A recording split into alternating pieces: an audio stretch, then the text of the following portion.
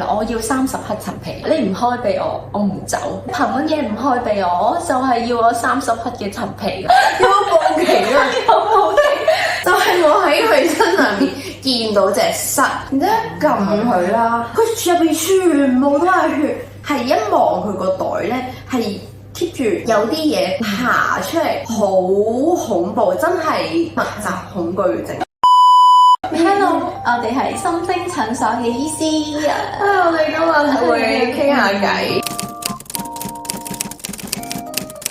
要唔要講先？因為我其實都好多。好，我講先啦。咁就我淨係諗起一件事嘅啫，就係咧我初出茅廬嘅時候啦，初出茅廬唔可以咁樣講路啊，係啱啱出嚟做嘢嘅時候咧，即係可能係頭3年咧，我哋就喺一個政府醫院嗰度做嘅咁樣。咁嗰陣時候咧，我就跟診咁樣啦，就跟喺一啲前輩嘅診。然後咧有一個病人啦，咁佢係一個比較老啲嘅伯伯嚟嘅。咁佢就揸住架電動輪椅咧入嚟啦，咁然後咧個伯伯咧，佢就話其實冇乜嘢㗎，醫師，我只係想咧你開翻之前嗰條處方，咁咧之前嗰條處方咧就有30克陳皮喺度嘅，咁佢就話30克陳皮，你唔好同我減少咗佢，係我要30克陳皮，你開30克。當藥房啊嘛，係啊，唔係要講少少我哋嗰陣時做嘢嘅 background 嘅，因為嗰陣時係82蚊5劑藥，佢係免費㗎。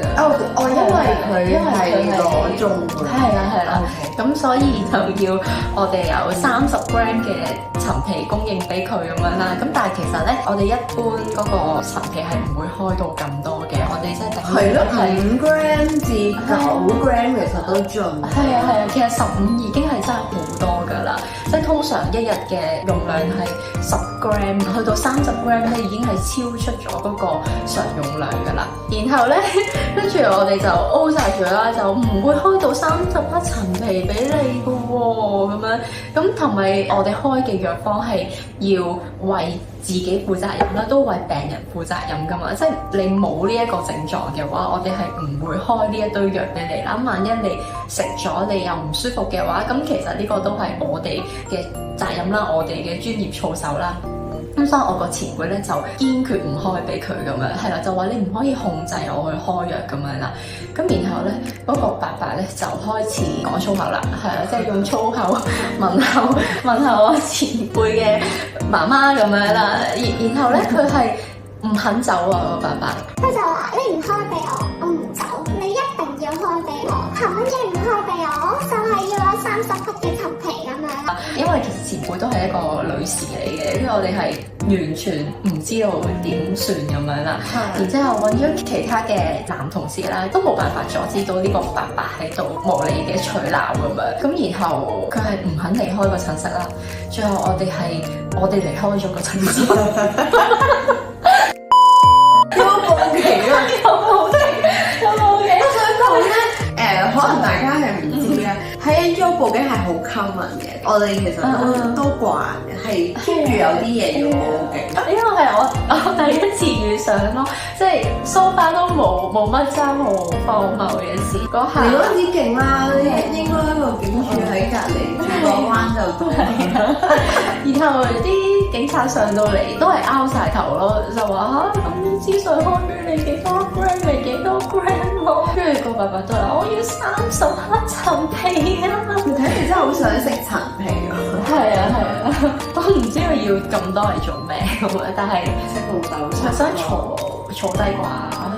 其實同埋咧，因為嗰陣時候為咗保護我哋兩個啦，咁個大門係開嘅，咁其實個門開咗咧，出面啲喺大堂嘅病人咧係直接見到我哋啦，然後係錄到晒成個對話啦，係啦，跟住嗰啲出面嘅病人就話咁都得嘅，無理取鬧嘅咁樣，咁就好多人喺度食飯，都真係比較荒謬嘅一件事咁樣。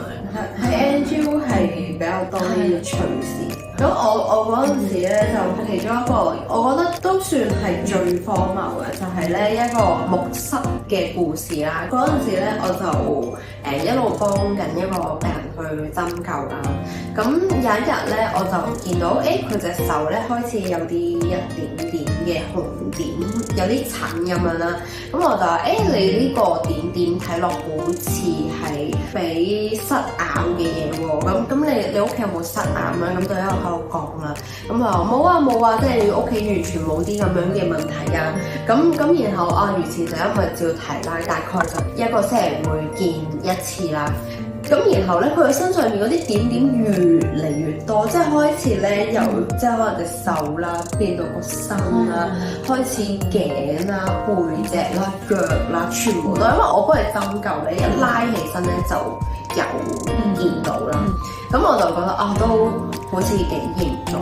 咁然之後直至到呢一日，我確定到佢真係有虱咧，就係我喺佢身上面見到隻虱，因為其實虱咧係一啲比較細隻，即係我諗就啲尾指甲嘅一半咁樣啦。咁但係咧嗰日咧，我以為我自己見到隻曱甴，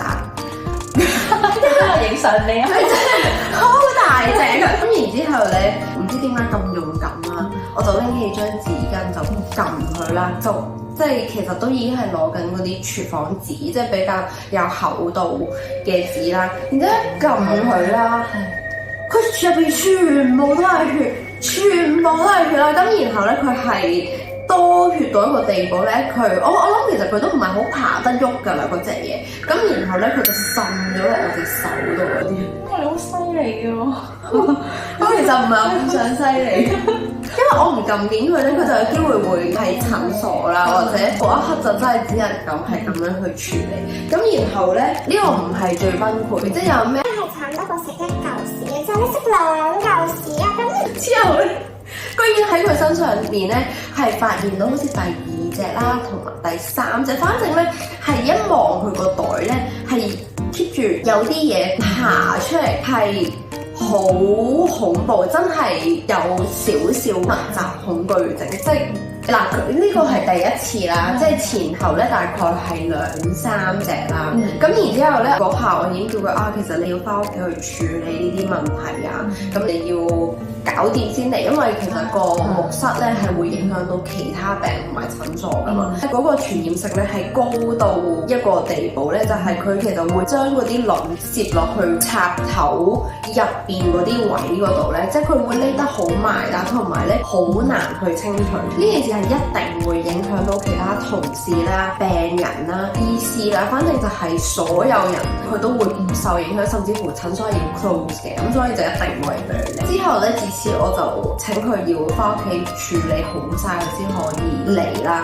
咁但係原來即係我本身咧就以為呢個木虱咧只係其中一件好 worse 嘅事啦，但係唔係喎，原來嗰個只係噩夢嘅開端，因為我唔俾佢嚟睇，佢就開始係咁打電話嚟，即係哭訴啊、鬧啊，每一次電話都長達半個鐘或以上。咁我哋啲同事咧係勁大壓力啦，嗰段時間係唔同嘅人啦，無論係預約嘅同事啦、助理同事啦，每一個都係有俾佢啦、本人啦、佢嘅媽媽啦、佢屋企人啦，即係唔同嘅人分別都打過嚟鬧過晒我哋一次啦。咁然後嗰段時間都纏繞咗好似2-3個月。咁我哋又即係解釋再解釋，最近都仲疑似有再睇翻佢上，即係我哋以前做嘅嗰間。唔係我哋而家呢間數來電顯示響嘅時候咧，啲姑娘都好驚，真係好驚，真係冇辦法啦。即係嗰陣時候係話可以提供一個門診嘅服務，但係佢都唔接受。我都唔記得咗。我哋 offer 話一啲 alternative 嘅治療方式，咁但係佢都唔接受。好啊，我哋呢個就去到呢度喎。好啦，如果大家中意呢個系列，我哋再拍。